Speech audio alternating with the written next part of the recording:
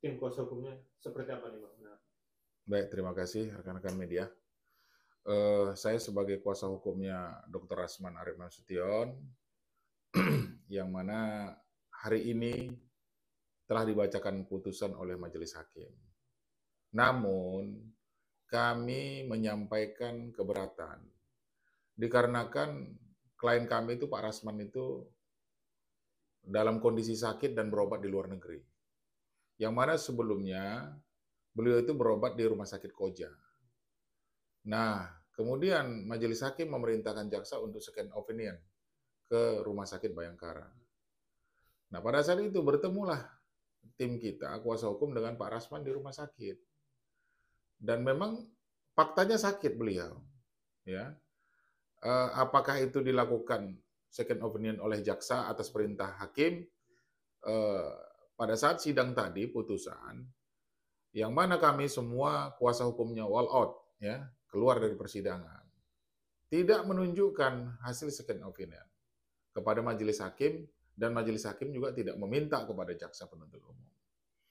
Nah, terkait putusan yang kami tidak mendengar dan tidak hadir pada saat pembacaan putusan, dan begitu juga klien kami Dr. Rasman yang berada di luar negeri, ya, di Penang sekarang berobat, kami telah menyampaikan surat keterangan dari dokter dari rumah sakit yang menyatakan bahwa Pak Rasman ini harus istirahat sampai tanggal 12 Oktober.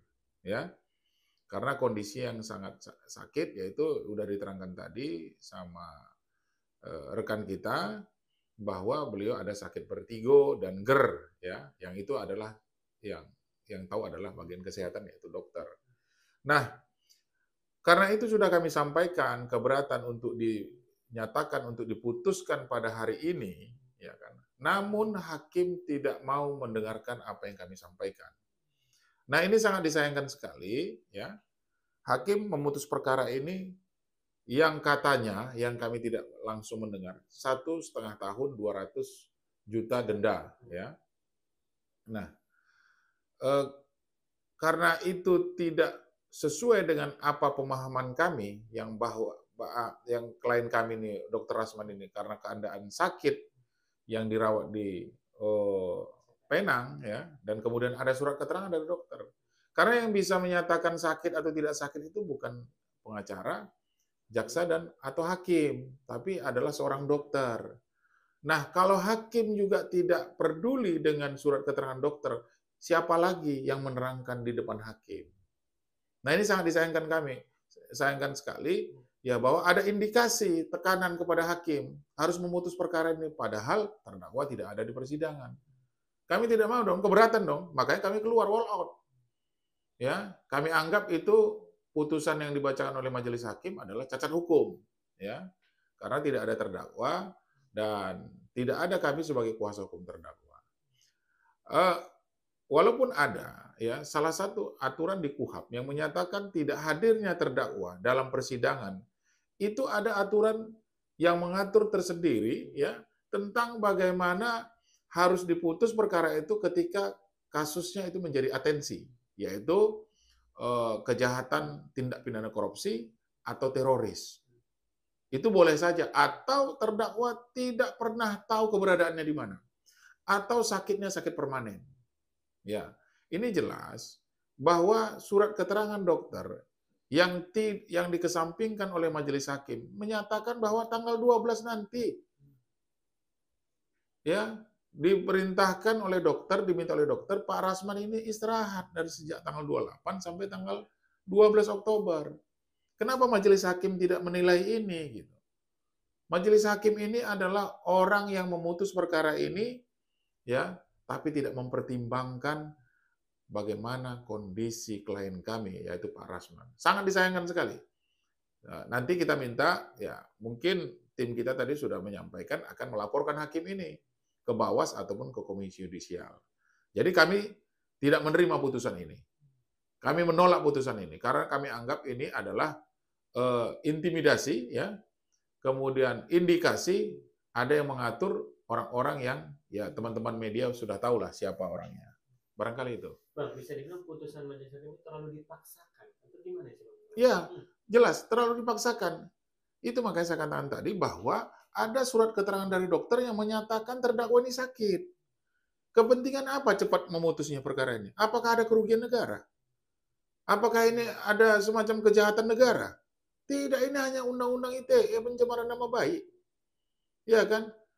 Malah kalau ada orang-orang yang indikasi orang yang mengintimidasi, ya kan, yang merusak citra pengadilan, ya kan, yang memerintahkan hakim untuk memutus perkara ini, itu malah kejahatan. Tim kuasa hukum ini apa sih yang membuat tim kuasa hukum mau out? Karena Ya. ada apa tuh, Bang? Iya. Boleh jelaskan, Bang? Iya, saya jelaskan bahwa kami wall out itu adalah hak kami ya sebagai kuasa hukum, karena kami tidak mau menerima apa yang disampaikan oleh hakim yang harus dibacakan putusan hari ini. Kan udah jelas, surat juga sudah kita serahkan kepada hakim dan kepada jaksa bahwa klien kami itu, Dr. Rasman itu tidak hadir. Dia ingin mendengarkan putusannya langsung. Dan itu kami sampaikan sebelumnya juga sudah diminta oleh majelis hakim kepada jaksa untuk second opinion. Tapi hasilnya apa? Nggak ada disampaikan. Second opinionnya ternyata tidak sakit misalnya kan. Tapi tidak ada. Langsung majelis hakim mengambil tindakan untuk memutus perkara. Sehingga kami tidak sesuai dengan pendapat kami, sesuai dengan hati nurani kami, karena seorang terdakwa yang harus mendengarkan putusannya langsung tidak ada di tempat, sehingga kami wall out. Gitu. Tapi majelis hakim di dalam undang-undang juga ada, saya sempat itu baca juga, in absentia, ya kan, Bang? Itu diperbolehkan karena terdakwa sakit atau langsung diputuskan, itu gimana? Iya, makanya itu in absentia itu tadi adalah ketika terdakwa itu tidak tahu keberadaannya, kemudian dia sakitnya permanen, ya gimana lagi, harus diputus dong. Kalau ini kan jelas ada surat keterangan dari dokter yang menyatakan istirahat sampai tanggal 12 Oktober. Ya kan? Dan itu disampaikan di persidangan. Apa salahnya hakim ini sabar dulu? Ya kan? Ini hukuman orang loh. Ya kan? Kalau seandainya hakim itu menjadi terdakwa, gimana perasaan dia? Ya kan? Ya, jadi kalau hakim itu menjadi terdakwa, misalnya nanti ada kasus yang dilanggarnya, ya kan, kita tahu bahwa banyak juga oknum-oknum hakim yang melanggar hukum. Kemudian dia sakit, kemudian divonis, bagaimana perasaan? Ya mungkin kalau dipikir, kalau seorang pejabat atau oknum hakim yang melakukan tindak pidana itu biasanya korupsi, menerima suap. Nah itu memang bisa diputus tanpa kehadiran terdakwa. Ini adalah pencemaran nama baik. Yang mana klien kami ini juga seorang advokat yang menerima kuasa dari Iklim Hakim. Yang fakta persidangan itu semua sudah terungkap. Benar ada perbuatan daripada yang dilakukan oleh Hotman Paris kepada Iklim Hakim. Kira-kira saya tanya, Iklim Hakim ini kalau tidak memberikan kuasa kepada Rasman ini terjadi nggak pencemaran nama baik? Karena ada dari Iklim Hakim menyampaikan bahwa dia diduga dilecehkan oleh Hotman Paris, ya kan? Kemudian disampaikan kepada Rasman, sebagai kuasa hukum klien kami ini, maka seolah-olah ada pencemaran nama baik. Loh, begitu juga kami nanti sebagai advokat. Ya kan, ketika menerima klien, kemudian kami sampaikan melalui media sosial, ya kan, kemudian kami dipidana. Ini namanya pembungkaman dari pendapat. Ya kan, nanti akhirnya media-media ini juga nggak berani para pengacara untuk memberikan pendapat. Kenapa? Dipidana. Menjadi jurisprudensi. Seorang advokat menerima kuasa dari kliennya, yang jelas terbukti juga kliennya itu merupakan tindak pidana. Iklim Hakim kan 6 bulan. Berarti terbukti dong si Iklim Hakim. Terus kenapa Rasman sebagai pengacaranya juga dihukum? Kalau sudah terbukti Iklim Hakim, otomatis pengacaranya, yaitu klien kami, tidak terbukti karena sudah merupakan yang menanggung pidananya adalah si Iklim Hakim.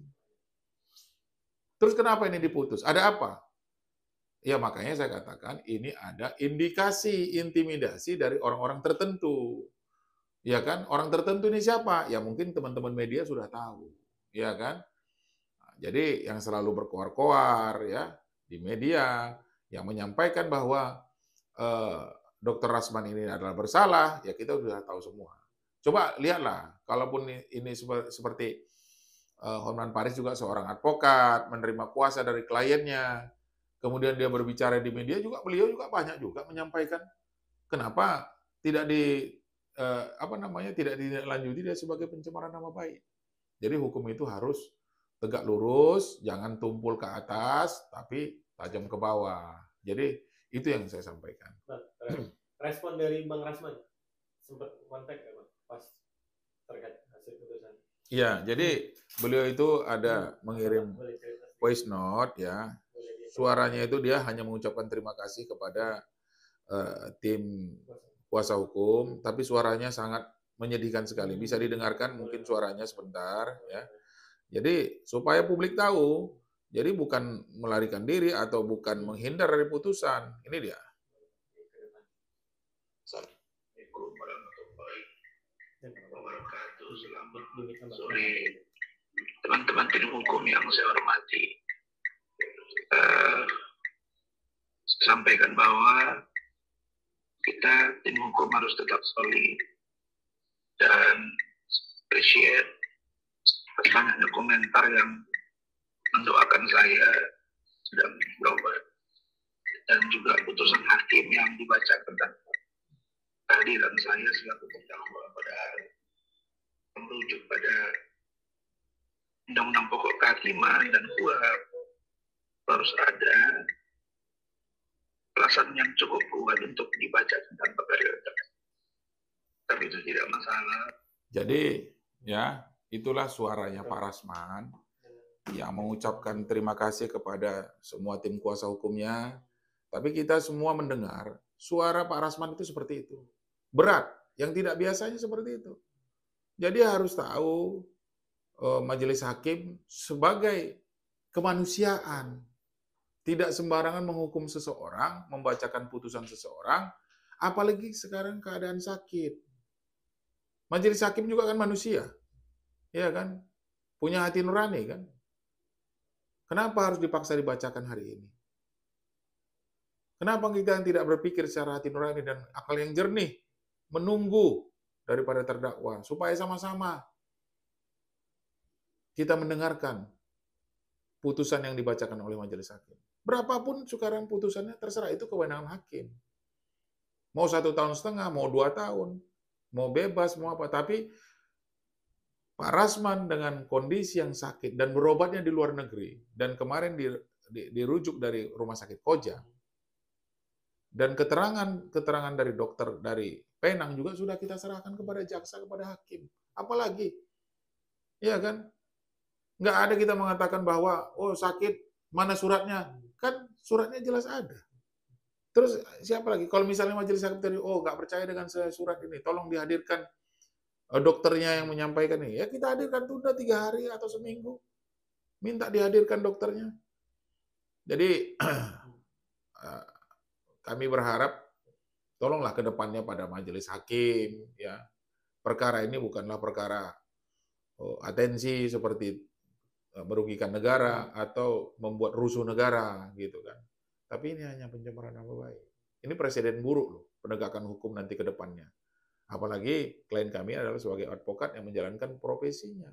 Yang tahu kita bahwa Undang-Undang Advokat pasal 16 tahun 2003 itu tidak bisa dituntut baik secara pidana maupun perdata. Diperluas dengan putusan Mahkamah Konstitusi nomor 26 tahun 2013. Tidak bisa dituntut secara pidana maupun perdata menjalankan tugas profesinya di luar maupun di dalam persidangan.